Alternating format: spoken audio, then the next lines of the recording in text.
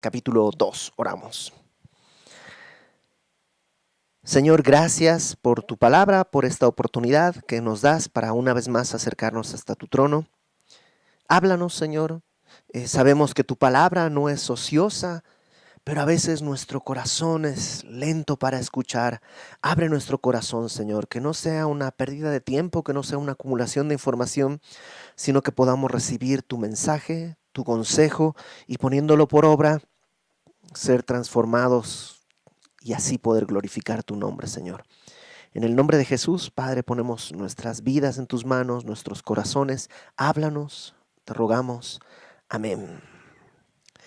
Zacarías, déjame recordarte un poquitito de este profeta, algunos datos.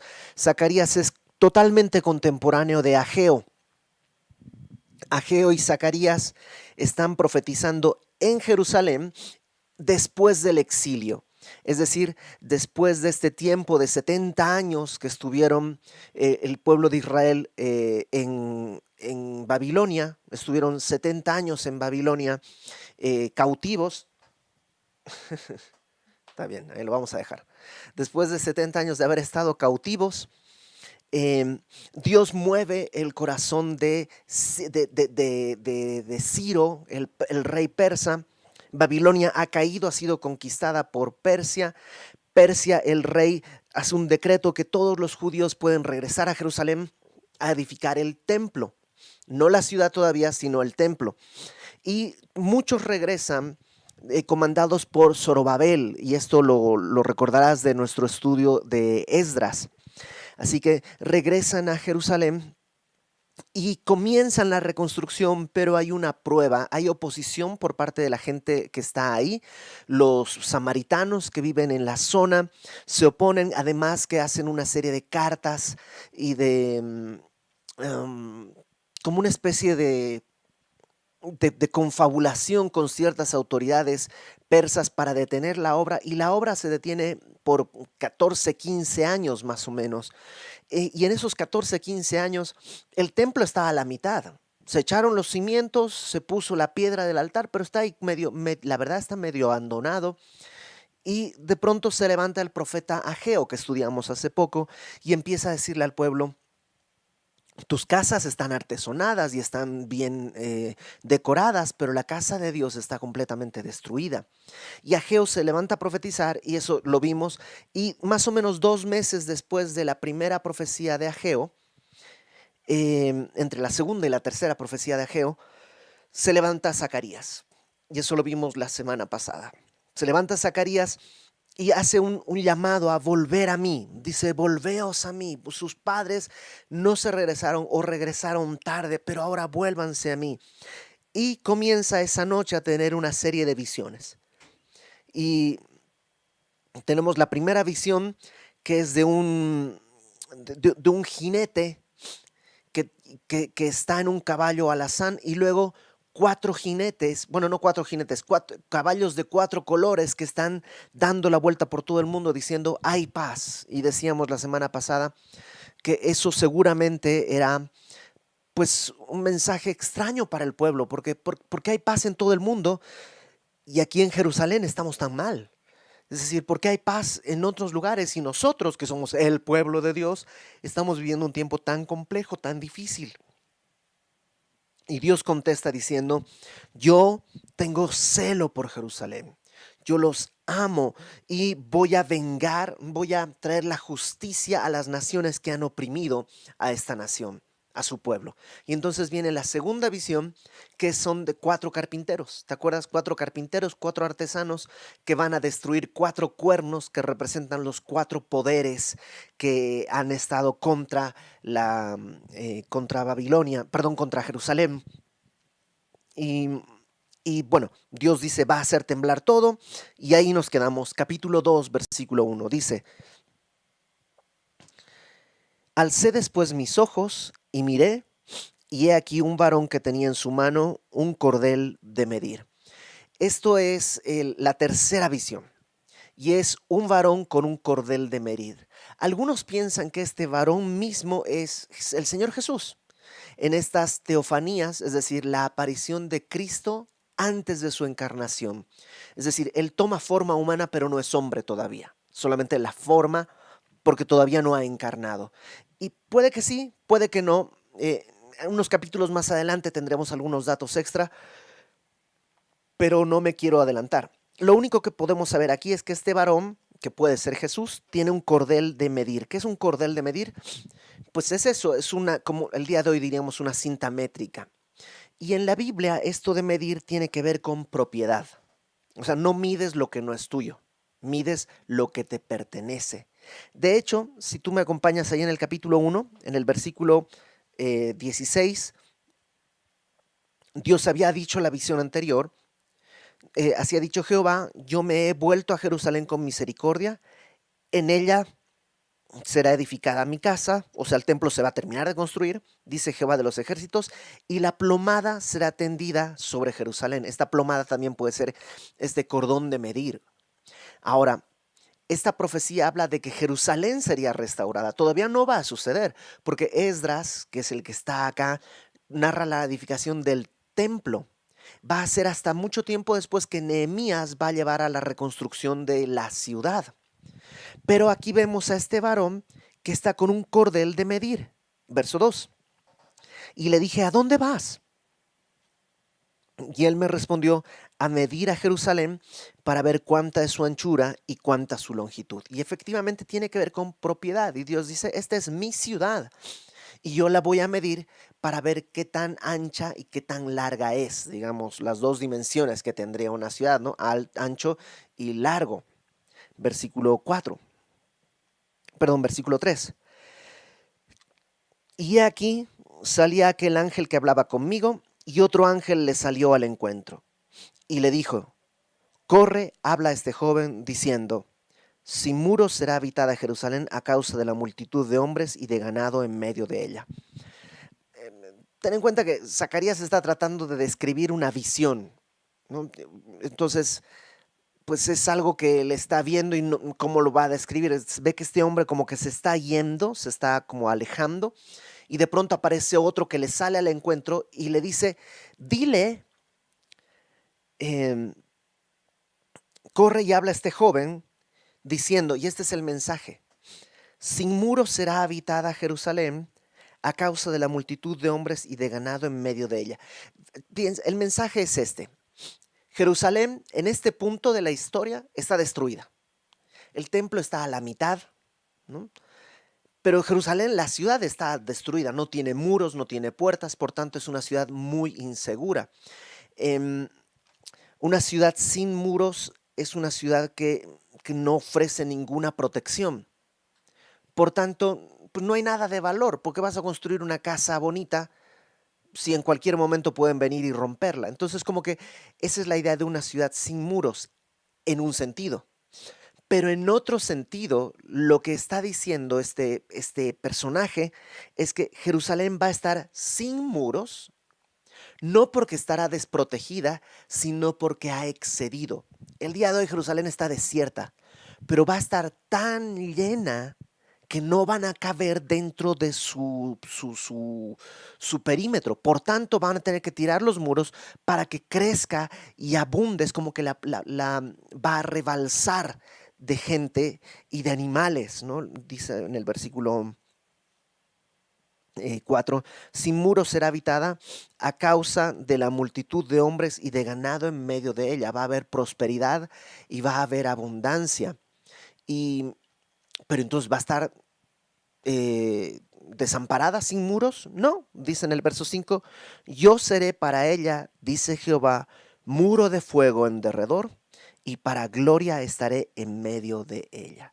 Entonces ten en cuenta, la ciudad está destruida, pero Dios le está diciendo a Zacarías y a través de Zacarías al pueblo, sí está destruida, pero va a crecer y va a florecer y va a crecer y va a abundar tanto que va a cruzar sus propios linderos, y Dios mismo va a ser el muro, y no va a ser un muro de piedra, porque al final de cuentas los muros de piedra se podían tirar y escalar. Dios va a ser un muro de fuego. ¿Cómo trepas un muro de fuego? No hay manera. O sea, Dios va a cuidar su ciudad, y algo más todavía. Dice, para gloria estaré en medio de ella. Dios va a estar no solo cuidando, digamos, siendo una especie de periférico a la ciudad, sino además va a estar en el centro, en medio, dentro de la ciudad. Qué promesa tan bonita. Y no contrasta, perdón, no coincide con la realidad, porque la realidad es devastadora. Pero Dios va a deshacer eso y va a construir algo completamente nuevo. Em, Versículo 6. Ahora, ante esa promesa, porque Dios no está poniendo condiciones, Dios está diciendo, esto es lo que yo voy a hacer. Y podríamos un poco identificarnos, porque tú puedes ver tu vida y dices, la verdad mi vida está devastada. O sea, ha habido tanto pecado que se han abierto boquetes en los pocos muros que había. El enemigo entra así corriendo por todas partes como una riada, viene y arrasa todo. Eh, no sé si hay esperanza para mí y para mi vida. Todo está destruido, todo está deshecho. No sé si habrá alguna vez, algún momento bueno. Y Dios dice, va a abundar, va a abundar. No necesariamente cosas materiales y riquezas físicas, pero Dios quiere hacerte abundar en bendiciones.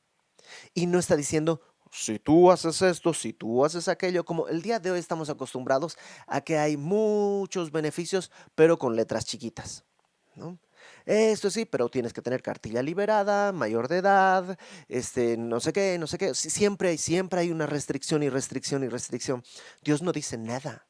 Dios dice, esto es lo que yo voy a hacer. Y yo voy a hacer su muro, y yo voy a estar en medio. Y eso es lo que Dios quiere hacer en tu vida y en mi vida. Dios quiere, Él, decir, este es mí. O sea, voy a agarrar a Iber y voy a medir. ¿Por qué? Porque es mío. Y las bendiciones van a rebalsar la vida. Nunca te has sentido así. Yo a veces sí me he sentido que Dios me ha bendecido tanto que no me alcanza mi vida para contar. Hay un cuento, una historia que cuenta Eduardo Galeano, que ya la he contado antes. Eduardo Galeano cuenta una pequeña historieta que se llama Diego no conocía la mar. Y es la historia de un pequeñito que se llama Diego. Eso está creo que en el libro de los abrazos de Eduardo Galeano. Diego es un pequeñito que no conocía la mar. Entonces su papá lo trepa en el coche, ¿no? Entonces empieza a avanzar por la carretera y va pues en la carretera avanzando, ¿no? Pues rodeando montañas y avanzando, avanzando. Y cuando después de un tiempo, al dar una curva, después de rodear un monte, el mar estalla en toda su inmensidad ante los ojos de Diego.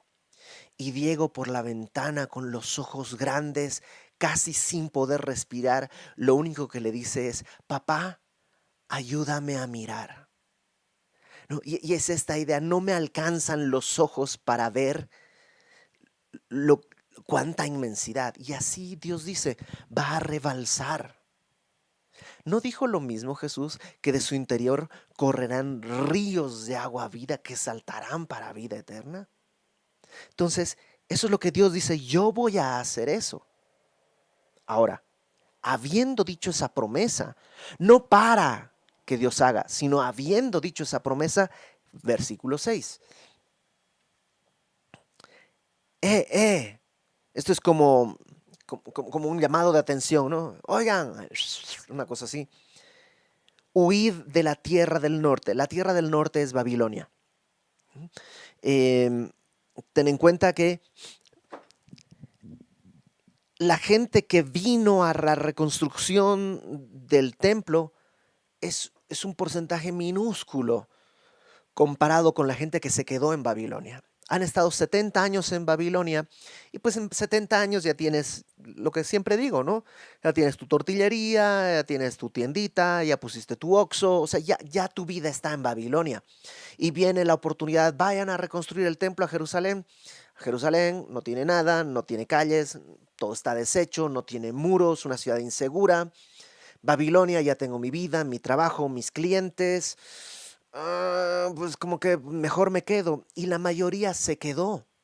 Fueron pocos los que dijeron, ok, vale más el llamado de Dios que las riquezas de este mundo, aunque no son pecado. No era malo tener tu tortillería, no era malo tener tu tlapalería o lo que sea, pero hubo poca gente que regresó.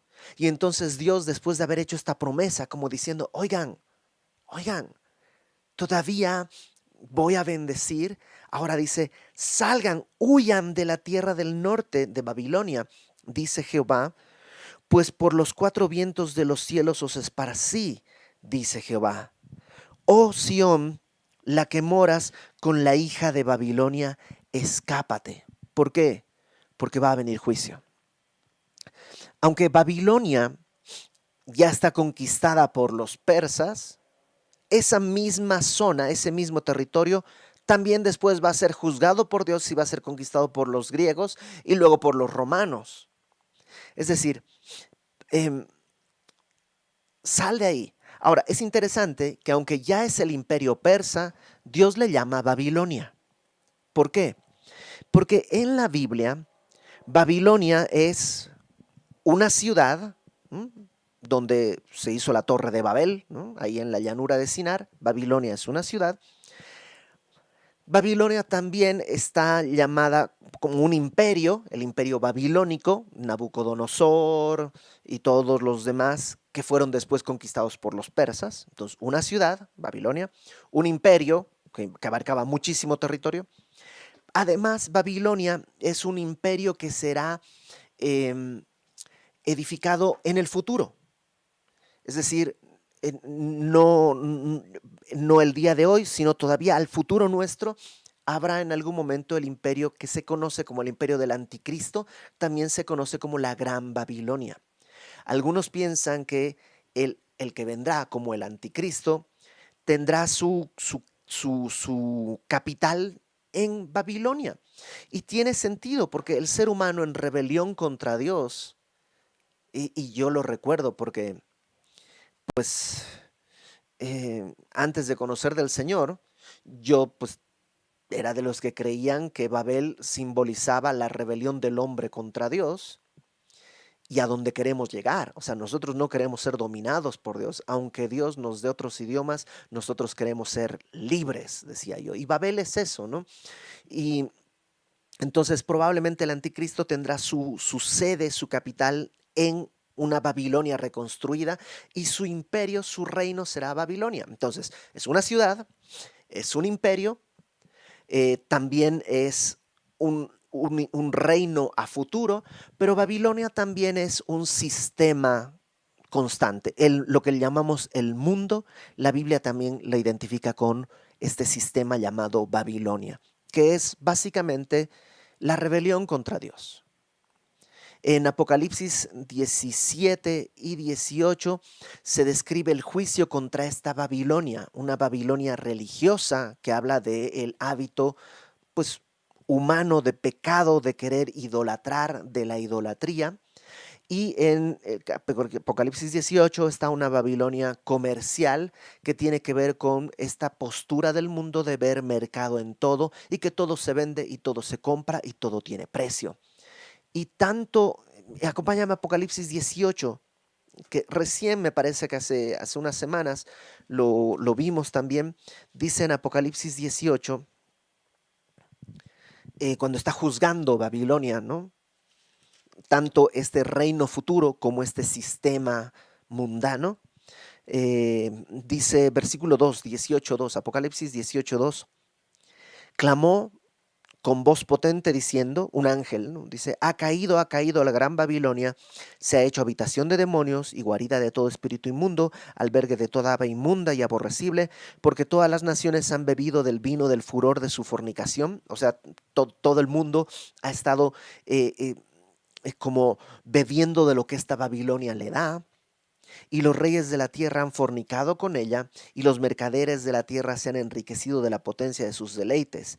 Y oí otra voz del cielo que decía, salid de ella, pueblo mío, para que no seáis partícipes de sus pecados, ni recibáis parte de sus plagas. Entonces hay este clamor de, sal de Babilonia. Ahora, nosotros estamos viviendo en este mundo, pero no tenemos por qué estar mezclados con las cosas de este mundo, ni con la cultura de este mundo, ni con las modas de este mundo. Y Dios dice, sal de Babilonia. ¿Por qué? Porque Babilonia va a ser destruida y tú vas a estar ahí. Si no sales, tú vas a llevar parte del juicio por no abandonarlo.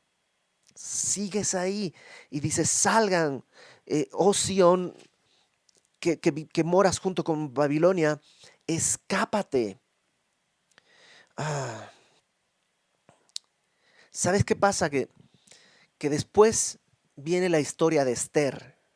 Y si tú recuerdas, la historia de Esther es la historia de cómo hay un grupo de judíos que viven en Babilonia. Bueno, es el imperio persa, pero digamos, viven en esos mismos territorios. Los que no se fueron a Jerusalén, esos que se quedaron ahí, esos van a tener que vivir el juicio del que Dios los va a librar. Claro, porque Dios los va a librar. Pero ¿te acuerdas que había un intento de matar a todo judío que esté en el reino? Y Dios usa a Esther. Esther es la historia de los que se quedaron, de los que no salieron a Jerusalén a reconstruir, sino que prefirieron quedarse se acomodaron en Babilonia. Y el quedarse en Babilonia, ¿qué trajo? Una angustia terrible porque tenían la espada en el cuello y estaban a punto de morir. Entonces Dios dice, sal, ¿por qué quieres vivir eso? Por supuesto que Él es fiel, por supuesto que Él nos va a tomar, por supuesto que Él nos va a rescatar, pero ¿para qué quieres vivir en esa angustia? ¿Para qué quieres vivir en esa zozobra? Porque no escapas. Ahora, Dios no está diciendo, escápate para que te bendiga, ¿te acuerdas? Primero prometió la bendición y ahora a partir de la bendición dice, ¿por qué no sales de ahí? ¿Por qué sigues ahí? Verso 8. Porque así ha dicho Jehová de los ejércitos: tras la gloria me enviará él a las naciones que os despojaron, porque el que os toca, toca a la niña de su ojo. Este, este versículo es muy difícil de traducir y de comprender, porque lo primero que uno se pregunta, tras la gloria me enviará él a las naciones que os despojaron. Primero, tras la gloria, ¿qué gloria? Y me enviará él. ¿Quién? O sea, Dios enviará, pero ¿a quién está enviando Dios? Y hay muchas formas de traducir. Algunas versiones traducen esto como le meten paréntesis, como si dijera, así ha dicho Jehová, entre paréntesis, tras la gloria, o sea, después de haber reconstruido todo y haberles dado las promesas, me enviará él, y ponen un paréntesis, y como que una cosa así medio rara. ¿Qué es lo que yo logro entender? Yo logro entender que Dios va a enviar, dice, así ha dicho Jehová de los ejércitos, tras la gloria. Esto puede hacer referencia a la bendición que está prometiendo o al regreso mismo de Cristo. Digo, al regreso, a la primera venida de Cristo. Después de la primera venida de Cristo, Él me enviará, ¿a quién? A Cristo, a las naciones que os despojaron, porque el que os toca, toca a la niña de su ojo. Entonces, ¿cuál es el centro de este versículo? Que Dios está viendo y hay un punto en el que Él va, eh, no quiero usar la palabra vengar porque se malinterpreta, digamos, va a traer el juicio correcto a quien toca la niña de sus ojos. Y eso es lo importante. Para Dios, su pueblo es importante. La niña de los ojos es la pupila, ¿no? Entonces, como que no dejas que alguien te toque la pupila. Y Dios dice, aquel que toca a mi pueblo está tocando la niña de mis ojos. Y yo estoy viendo. Porque verso 9, porque he aquí yo alzo mi mano sobre ellos, sobre las naciones enemigas, y serán despojo a sus siervos. O sea, ellos que te despojaron, ahora van a ser despojo, y sabréis que Jehová de los ejércitos me envió. Entonces Dios está diciendo, escápate, yo los voy a destruir, pero escápate, sal de ahí, porque eres la niña de mis ojos, ¿por qué querrías estar ahí?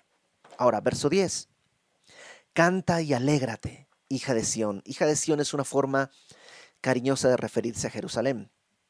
Canta y alégrate, hija de Sión, porque he aquí vengo y moraré en medio de ti, ha dicho Jehová. Ahora, ¿cómo y cuándo Dios puede morar en medio del pueblo?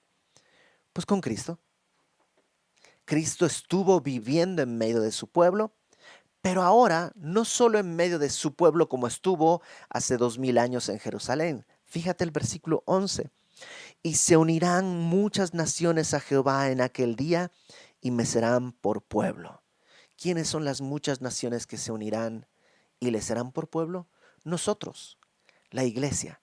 Dios está diciendo, salgan de Babilonia, porque yo tengo un plan. Yo tengo un plan en el que yo voy a traer el juicio. Canta y alégrate porque voy a estar en medio de ti, y no solo en medio de ti, sino de otras naciones que también van a ser mi pueblo. Y Dios está en medio de nosotros. En medio de nosotros, digamos, yo estoy aquí, otro creyente acá, y Él está en medio, pero también está en medio de nosotros. Está en nosotros. Y por eso dice, moraré en medio de ti, verso 11. Entonces conocerás que Jehová de los ejércitos me ha enviado a ti, y Jehová poseerá a Judá su heredad en la tierra santa, y escogerá aún a Jerusalén. Y una vez más dice, y no he cambiado de opinión, voy a seguir escogiendo a mi pueblo. Y Dios nos escoge. Y sí, a lo mejor tú el día de hoy dices, pero no hay mucho que escoger en mi vida. Y Dios dice, no importa, yo sé lo que voy a hacer. O sea, yo sé que un día yo voy a ser tu muro. Yo sé que yo voy a hacer que abundes en bendiciones. Yo sé lo que yo quiero hacer en tu vida. Pero sal de Babilonia. No para que yo haga, sino porque te estoy prometiendo lo que voy a hacer. Dios lo va a hacer. Pero sal de Babilonia. Dios va a estar, Dios quiere estar en medio de ti. Pero Babilonia tiene que ser juzgada. Dios quiere estar en medio de ti. Y escogerá, dice, aún a Jerusalén. Y para que no haya discusión, porque yo sé que todos somos de los que, pero Señor, sí, o sea, yo te entiendo, ¿no? Y hay personas que seguramente pues son dignos de que tú les llames, pero pues si me vieras a mí, Señor, y como que tratamos de discutir con Dios, dice el verso 13, calle toda carne delante de Jehová. Básicamente, o sea, no discutas. Dios ya ha dicho, es lo que Él va a hacer. Calle toda carne delante de Jehová, porque Él se ha levantado de su santa morada. Él se ha levantado. ¿Para qué? Para venir a estar en medio de nosotros. Entonces cállate. Si en tu corazón hay todavía, lo veremos bien la próxima semana, pero Satanás es experto acusador. Y él viene y te dice, pero si tú ni lees tu Biblia. Sí, muy cristiano, el domingo sí te veo adorar y todo, pero ¿qué tal cuando, y qué tal con lo que, y qué tal? Y tú tienes que decirle a tu cerebro, cállate, ¿qué es lo que Dios ha dicho? Dios dijo, yo voy a volver a escoger a Jerusalén. Y tú y yo somos ciudad de Dios, somos templo de Dios. Entonces, si tú ya has entregado tu vida al Señor, has entendido que eres un pecador, has creído que Cristo es el suficiente pago por tus pecados, que resucitó al tercer día y está a la diestra del Padre, si has creído eso, si has confesado con tu boca que Jesús es el Señor y has creído en tu corazón que Dios le levantó a los muertos, entonces eres salvo y no puedes dudar que Dios te va a escoger. Calle toda carne delante de Jehová, porque Él se ha levantado de su santa morada. ¿Quién puede discutir? Él te ha escogido, ha sido su misericordia. Entonces no discutas más con el Señor. Póstrate, sal de Babilonia, identifica qué parte de Babilonia todavía hay en tu corazón y sal de Babilonia. Ven a la gracia de Dios. Vamos a orar. Señor, gracias porque tú nos has prometido bendición sin condiciones. Ahora, Señor, ayúdanos a salir de Babilonia, ya sea nuestro orgullo como una ciudad fortificada, ya sea nuestro materialismo, nuestra vanidad o lujuria o malignidad, lo que haya en nuestro corazón, Señor. Ten misericordia, ayúdanos a salir, muéstranos la salida, danos la mano, condúcenos. Así como a Pedro lo sacaste de la cárcel, así, Señor, sácanos. enséñanos a salir y que eso sea para tu gloria. En el nombre de Jesús. Amén.